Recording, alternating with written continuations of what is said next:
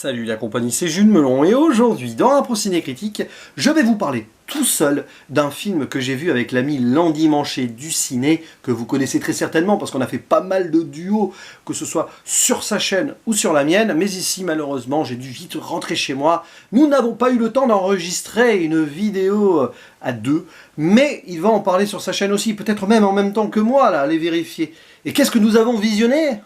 Le fameux Black Adam, nouveau film super-héros Warner DC, alors DCU ou pas, je vous ferai une petite zone spoiler quand même à la fin, réalisé par l'espagnol Jaume Collet-Serra, que j'avais découvert avec son film d'horreur La Maison de Cire sur Canal+ à l'époque, mais qui depuis, l'an passé notamment, a fait Jungle Cruise avec Dwayne Johnson en tête d'affiche, qu'il retrouve ici pour le rôle titre. Je crois que les deux vont finir par être inséparables à l'avenir. Qui avons-nous également donc au casting? Aldis Hodge qui joue Hawkman, Noah Centineo qui joue Atom Smasher, Sarah Shahi qui joue une humaine, Marwan Kenzani qui joue un méchant, comme il l'avait fait dans Aladdin live action de Guy Ritchie. Et alors, citons la présence de Pierce Brosnan aussi, ex-James Bond, qui interprète une sorte de Docteur, j'allais dire Strange, mais non, Docteur Fate. Voilà. Bref, tout ce beau monde réuni pour de l'action pendant 2 heures, et beaucoup d'intrigues entre tragédie et humour aussi. Bon, par où commencer? Le synopsis. Nous allons donc suivre le retour sur Terre, alors dans une sorte de royaume qui est imaginaire, le Kandak, quelque part peut-être Moyen-Orient. Bref, retour du champion, du héros, Black Adam, mais pas sur ce nom-là. À la base, il s'appelle Tête Adam, qui, plus de 5000 ans avant, avait tenté de libérer le peuple et avait obtenu des pouvoirs de certains sorciers, Shazam notamment, parce que oui, il y a Jimon Onzu qui fait aussi une apparition, comme dans Shazam. C'est un peu de bazar déjà dans le synopsis. Bref, il est ressuscité d'entre les morts ou libéré de son tombeau, de sa prison, et va donc déambuler dans le monde moderne et causer quelques problèmes peut-être, tant et si bien qu'une sorte de Justice Society débarque, non pas la Justice League, pour être sûr de bien contrôler le monsieur, mais la menace est ailleurs, clairement. Parce que y a des gens pas bien intentionnés qui recherchent une couronne ayant appartenu au roi qui tenait le peuple de Adam en esclavage, etc., etc. On voit tout un flashback au début qui ressemble un peu à 300 d'ailleurs. Bon, j'ai pas fini d'en parler des références. Et bien sûr, donc, notre héros, demi-dieu, tout ça, qui n'est pas vraiment un héros, qui est là plus pour la vengeance, en tuant des gens aussi, que la justice, on ne sait pas trop, va apprendre à s'acclimater à ce monde-là, à être accepté peut-être des humains, notamment de cette Justice American Society, parce que c'est clairement ça, c'est l'interventionnisme américain ici qui est représenté, et faire ami-ami avec un jeune garçon, qui est interprété par Body Sabongi, qui est le fils de l'humaine principale, une prof, bon... Et évidemment, il va y avoir une menace beaucoup plus violente qui va éclater vers la fin. Bon, beaucoup de gens l'attendaient ce film avec impatience ou crainte, je pense, d'autant plus que Dwayne Johnson, ça fait quand même des années qu'il avait envie que ce projet se mette en place. Et moi, je n'étais pas spécialement partant pour le voir, du moins en priorité. Peut-être que je l'aurais vu pendant les vacances. Mais là, comme il y a eu une occasion de se retrouver avec l'ami Dimitri pour profiter d'une séance ensemble, j'ai sauté sur l'occasion et donc découvert ce film. Et j'en parle. Et c'est pas terrible. Disons que c'est pas une catastrophe ultime non plus, mais le métrage m'a gavé. Malheureusement, parce que pour moi, on est dans l'overdose du too much.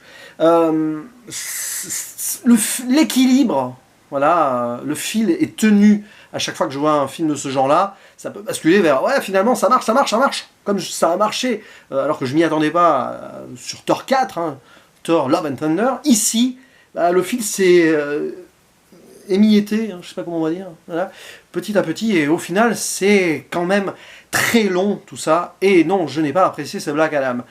Pourtant, il y avait des ingrédients, et potentiellement un nœud dramatique intéressant dans cette intrigue-là. Le retour donc de ce jeune esclave devenu adulte à l'époque qui pouvait libérer son peuple, là, dans un autre contexte, sorte de voyage dans le temps, peut-être pour ça qu'il y a des références à Retour vers le futur, avec le gamin qui, sur son skate, s'accroche à un pick-up à un moment. Il y a même un personnage qui s'appelle Doc. Bon bref, ouais, voilà, il est dans une autre époque et il doit s'adapter, et il doit surtout accepter ou non ses pouvoirs, et est-ce que c'est une bénédiction, une malédiction et tout. Donc il y a quand même, derrière Black Adam, ou le personnage de Tête Adam, parce qu'en fait, Black Adam, on ne l'appelle jamais comme ça dans le film, hein, eh bien, il y a quand même cette fragilité-là, et cette force en même temps, qui manque d'être exploitée. Elle est là, en filigrane, mais très vite, on se retrouve avec du comic relief et d'autres personnages qui gravitent autour et qui sont pénibles, qui alourdissent le propos.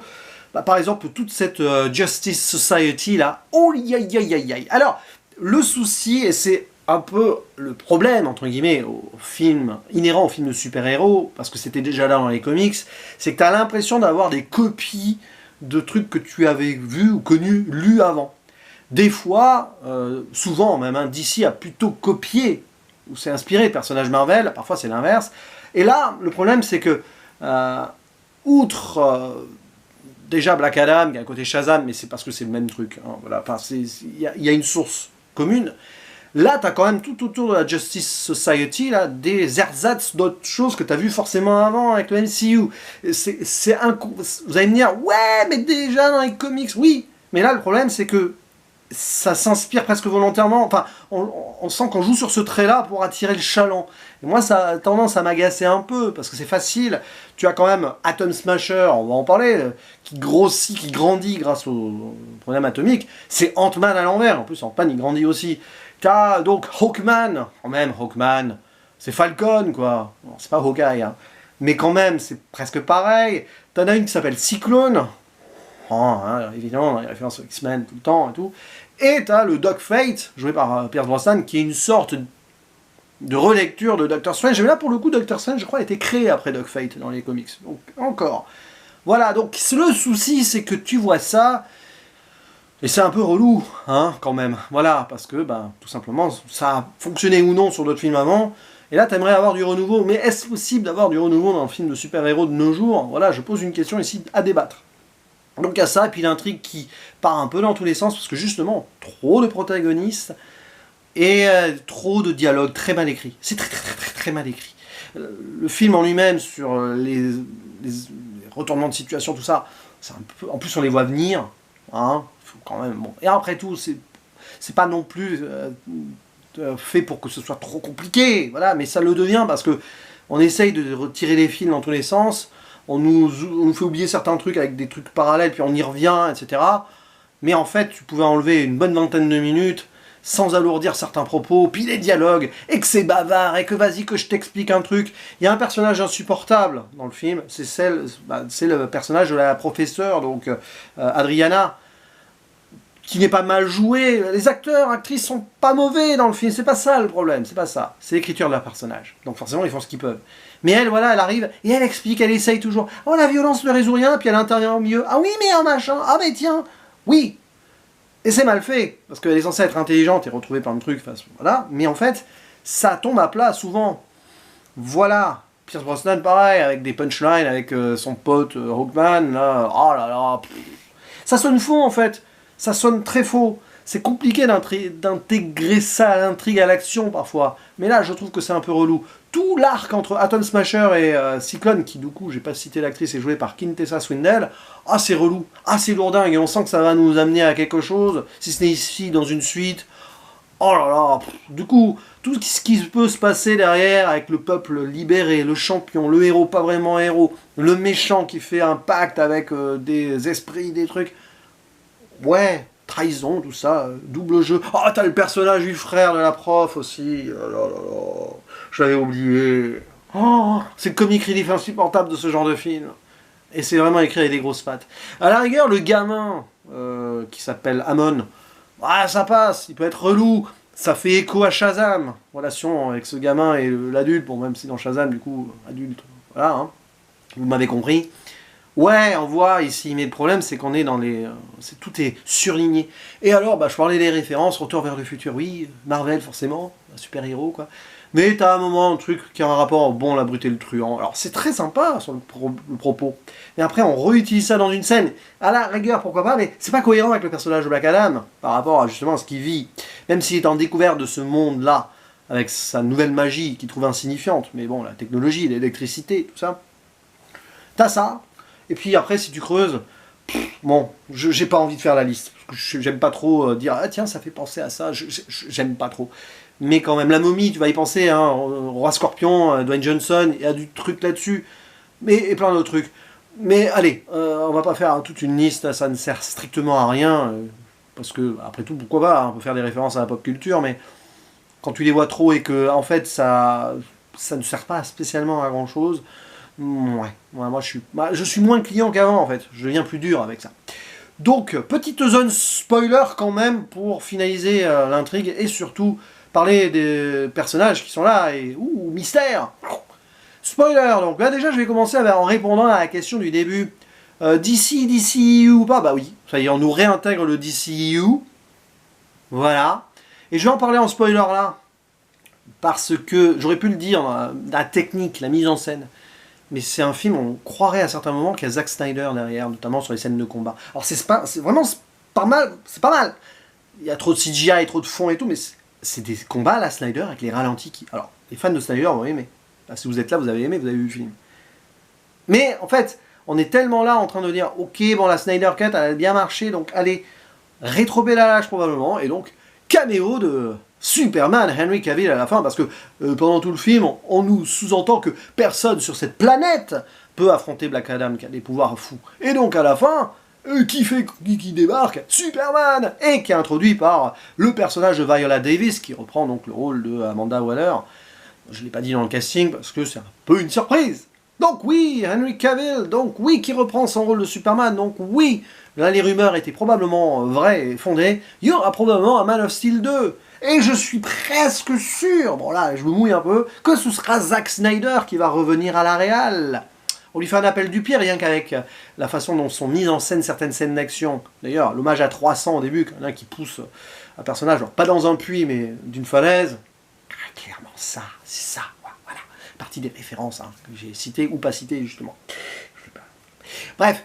Et donc, oui, bon, le final, puisque j'ai un zone spoiler, ouais, alors le méchant, ça y est, pactise avec le démon, c'est l'enfer, c'est machiavélisme ultime, alors que le film évitait cela jusqu'ici.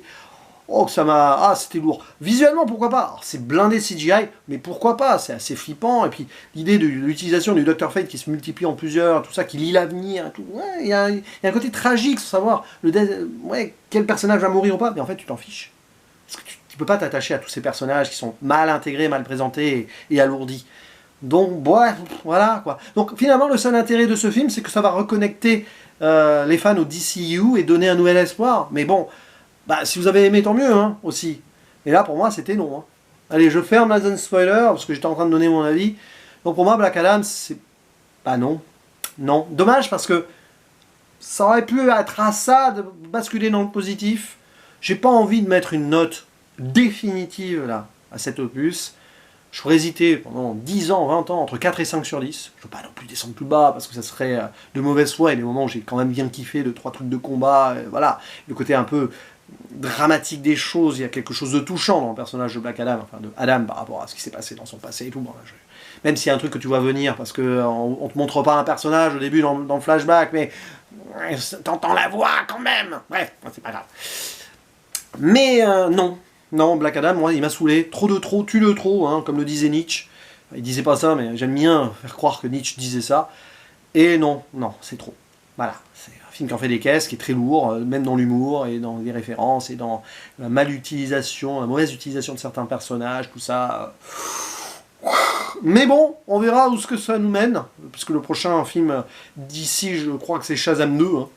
Bon bah, à mon avis, il y aura Black Adam dedans, ça paraît logique. Bref, à vous la parole dans les commentaires si vous avez apprécié le film. Moi, je suis très curieux de voir comment et pourquoi, mais je vous lirai avec intérêt, bien sûr.